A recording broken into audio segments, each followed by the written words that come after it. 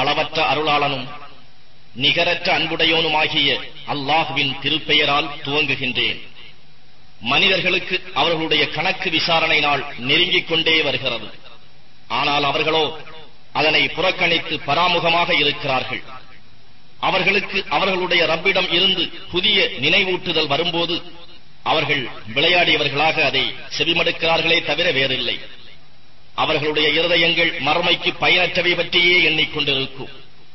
இன்னும் இத்தகைய அநியாயக்காரர்கள் தம்மிடையே இரகசியமாக, இவர் உங்களைப் போன்ற ஒரு மனிதரே அன்றி வேறில்லை, நீங்கள் நன்கு பார்த்துக் கொண்டே அவருடைய சூன்யத்தின்பால் வருகிறீர்களா என்று கூறிக்கொள்ளுகின்றனர். என்னுடைய ரப்பு வானங்களிலும் பூமியிலும் பேசப்படும் சொல்லையெல்லாம் நன்கு அறிபவன். அவன் யாவற்றையும் செவியேற்பவனாகவும் அறிபவனாகவும் இருக்கின்றான் என்று அவர் கூறினார். அப்படியல்ல, இவை கலப்படமான கனவுகள். இல்லை, அதனை இவரே கற்பனை செய்து கொண்டார். இல்லை, இவர் ஒரு கவிஞர்தாம் என்று காவிர்கள் பலவாறாக குழம்பி கூறுவதுடன், முந்தைய நபிமார்களுக்கு அனுப்பப்பட்டது போல இவரும் ஒரு அத்தாட்சியை நம்மிடம் கொண்டு வரட்டும் என்றும் கூறுகின்றனர். இவர்களுக்கு முன்னர் நாம் அழித்துவிட்ட எந்த ஊராரும் ஈமான் கொள்ளவில்லை. அவ்வாறு இருக்க இவர்கள் ஈமான் கொள்வார்களா? நபியே, உமக்கு முன்னரும் மானிடர்களையே அன்றி வேறு எவரையும் நம்முடைய தூதர்களாக நாம் அனுப்பவில்லை. அவர்களுக்கே நாம் வஹி அறிவித்தோம். எனவே இதனை நீங்கள் அறியாவிட்டால் நினைவுபடுத்தும் வேதங்கள் உடையோரிடம் கேட்டு தெரிந்து கொள்ளுங்கள் என்று நபியே அவர்களிடம் கூறும். அன்றியும் நாம் அவர்களுக்கு உணவருந்தாத உடலை அமைக்கவில்லை, மேலும் பூமியில் நிரந்தரமானவர்களாகவும் அவர்கள் இருக்கவில்லை. பின்னர் நம் வாக்குறுதியை அவர்களுக்கு நாம் நிறைவேற்றினோம். அவ்வாறு நாம் அவர்களையும் நாம் நாடியவர்களையும் காப்பாற்றினோம். ஆனால் வரம்பு மீறியவர்களை நாம் அழித்தோம். நிச்சயமாக நாம் உங்களுக்கு நினைவூட்டும் நற்போதனைகளை கொண்டதான வேதத்தை உங்களுக்கு அருளினோம். இதனை நீங்கள் அறிந்து கொள்ள வேண்டாமா? மேலும் அநியாயக்காரர்கள் வாழ்ந்த ஊர்கள் எத்தனையோ நாம் அழித்தோம். அதற்கு பின் அங்கு வேறு சமூகத்தை உண்டாக்கினோம். ஆகவே அவர்கள் நாம் அனுப்பும் வேதனை வருவதை உணர்ந்தபோது அவர்கள் அங்கிருந்து விரைந்தோடலானார்கள். விரைந்து ஓடாதீர்கள். நீங்கள் அனுபவித்த சுகபோகங்களுக்கும் உங்கள் வீடுகளுக்கும் திரும்பி வாருங்கள். அவை பற்றி நீங்கள் கேள்வி கேட்கப்படுவதற்காக என்று அவர்களுக்கு அறிவிக்கப்பட்டது. இதற்கு அவர்கள், எங்கள் கேடே, நாங்கள் நிச்சயமாக அநியாயக்காரர்களாக இருந்தோம் என்று வருந்தி கூறினார்கள். அறுவடை செய்யப்பட்ட வயலின் அரிதாள்கள் எரிந்து அழிவது போன்று அவர்களை நாம் ஆக்கும் வரை அவர்களுடைய இக்கூப்பாடு ஓயவில்லை. மேலும் வானையும் பூமியையும் அவற்றுக்கு இடையே இருப்பவற்றையும் விளையாட்டுக்கான நிலையில் நாம் படைக்கவில்லை. நாம் விளையாட்டுக்கு என இதை நாடி அவ்வாறே நாம் செய்திருப்போமாயின் நம்மிடம் உள்ள தக்கவற்றில் இருந்து எடுத்துக் கொண்டிருப்போம். அவ்வாறில்லை. நாம் சத்தியத்தை கொண்டு அசத்தியத்தின் மீது வீசுகிறோம். அதனால் சத்தியம் அசத்தியத்தின் சிரசை சிதறடித்து விடுகிறது. பின்னர் அசத்தியம் அழிந்தே போய்விடுகிறது. ஆகவே நீங்கள் கற்பனையாக இட்டுக்கட்டி வர்ணிப்பதெல்லாம் உங்களுக்கு கேடுதான். வானங்களிலும் பூமியிலும் உள்ளோரெல்லாம் அவனுக்கே உரியோராவார்கள். அவன் சந்நிதியில் இருக்கும் மலக்குகளும் அவனை வணங்காது பெருமை கொள்ளவோ வணக்கத்தில் சோர்வடையவோ மாட்டார்கள். இடைவிடாமல் அவர்கள் இரவிலும் பகலிலும் அவனை துதித்துக் கொண்டே இருக்கிறார்கள். பூமியில் உள்ளவற்றிலிருந்து இவர்கள் தெய்வங்களை எடுத்துக் கொண்டிருக்கின்றார்களே, அவை இறந்தோரை உயிர் கொடுத்து எழுப்புமா? வான் பூமி ஆகிய இவற்றில் அல்லாஹ்வை அன்றி வேறு தெய்வங்கள் இருந்திருந்தால் நிச்சயமாக இவை இரண்டும் அழிந்தே போயிருக்கும். அர்ஷுடைய இறைவனாம் அல்லாஹ் அவர்கள் வர்ணிக்கும் இத்தகைய தன்மைகளிலிருந்து மிகவும் தூய்மையானவர்.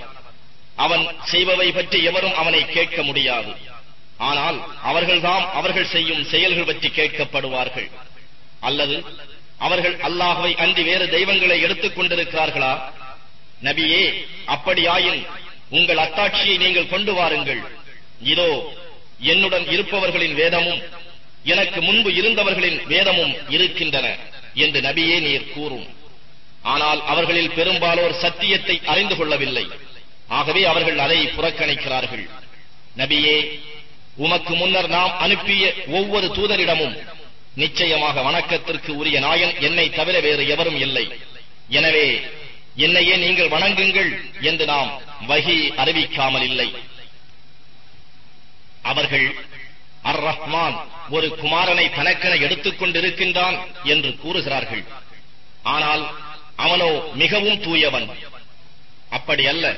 அல்லாஹுவின் குமாரர்கள் என்று இவர்கள் கூறுவோர் எல்லோரும் அல்லாஹுவின் கண்ணியமிக்க அடியார்களே ஆவார்கள். அவர்கள் எந்த ஒரு பேச்சையும் அவனை முந்தி பேச மாட்டார்கள். அவர்கள் அவன் கட்டளைப்படியே எதையும் செய்கிறார்கள். அவர்களுக்கு முன்னால் இருப்பவற்றையும் அவர்களுக்கு பின்னால் இருப்பவற்றையும் அவன் நன்கறிவான்.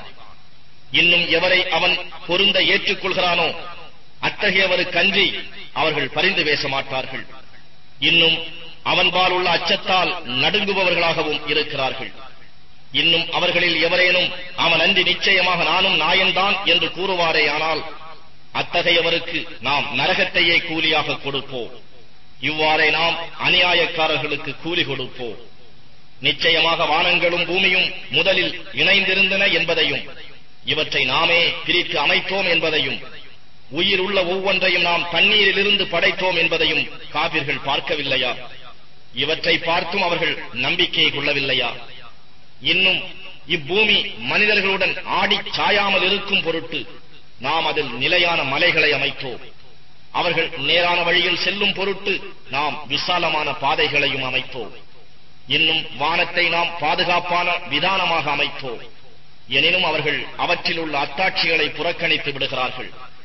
இன்னும் அவனே இரவையும் பகலையும் சூரியனையும் சந்திரனையும் படைத்தான். வானில் தத்தமக்கு உரிய வட்ட வரைக்குள் இவை நீந்துகின்றன. நபியே, உமக்கு முன்னர் எந்த மனிதனுக்கும் அவன் என்றென்றும் இருக்கக்கூடிய நித்திய வாழ்வை நாம் இங்கு கொடுக்கவில்லை. ஆகவே நீர் மரித்தால் அவர்கள் மட்டும் என்றென்றும் வாழப்போகிறார்களா? ஒவ்வொரு ஆத்மாவும் மரணத்தை சுவைப்பதாகவே இருக்கிறது. பரீட்சைக்காக கெடுதியையும் நன்மையையும் கொண்டு நாம் உங்களை சோதிக்கிறோம். பின்னர் நம்மிடையே நீங்கள் மீட்கப்படுவீர்கள். இன்னும் நபியே, காபிர்கள் உம்மை பார்த்தால் இவர்தானா உங்கள் தெய்வங்களை பற்றி குறை கூறுபவர், இவர்தானா என்று தங்களுக்குள் பேசிக்கொண்டு உம்மை பரிகாசம் செய்யாமல் இருப்பதில்லை. அன்றியும் அர் ரஹ்மான் என கூறப்பட்டதும் அவர்கள்தாம் அதை நிராகரிக்கின்றனர். மனிதன் அவசரக்காரனாகவே படைக்கப்பட்டிருக்கின்றான்.